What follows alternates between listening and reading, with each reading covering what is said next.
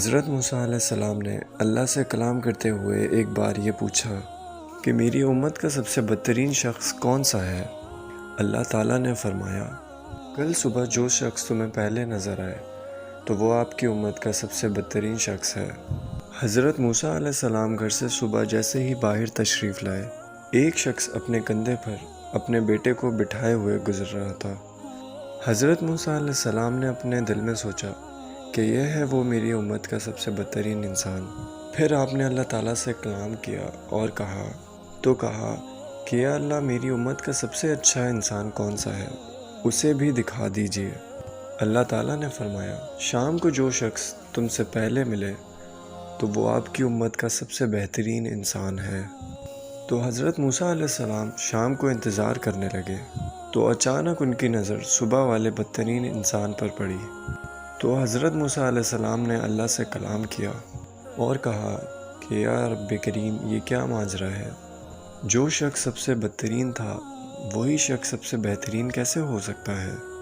تو اللہ تعالیٰ نے فرمایا، صبح جب یہ شخص اپنے بیٹے کو کندھے پر بٹھائے جنگل کی طرف نکل رہا تھا تو اس کے بیٹے نے اس سے پوچھا کہ ابا جان، اس جنگل سے بھی بڑی کوئی چیز ہے؟ تو اس نے کہا، ہاں بیٹا، یہ پہاڑ اس جنگل سے بھی بڑے ہیں۔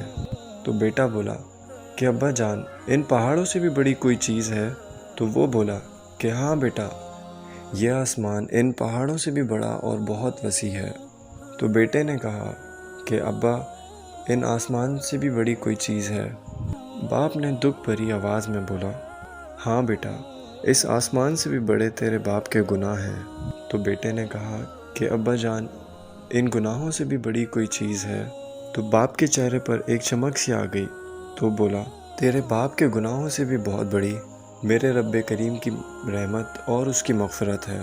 اللہ رب العزت نے فرمایا کہ اے موسیٰ، مجھے اس شخص کا اعتراف گناہ اور ندامت اس قدر پسند آیا کہ میں نے اس بدترین شخص کو اس امت کا سب سے بہترین انسان قرار دیا اور اس کے تمام گناہ نہ صرف معاف کر دیے بلکہ اس کے گناہوں کو نیکیوں میں بدل دیا۔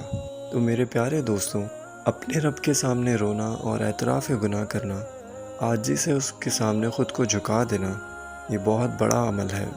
اللہ پاک ہم سب کو سمجھنے اور اس پر عمل کرنے کی توفیق عطا فرمائے، اور مزید اس طرح کی ویڈیوز دیکھنے کے لیے ہمارا چینل سبسکرائب ضرور کریں۔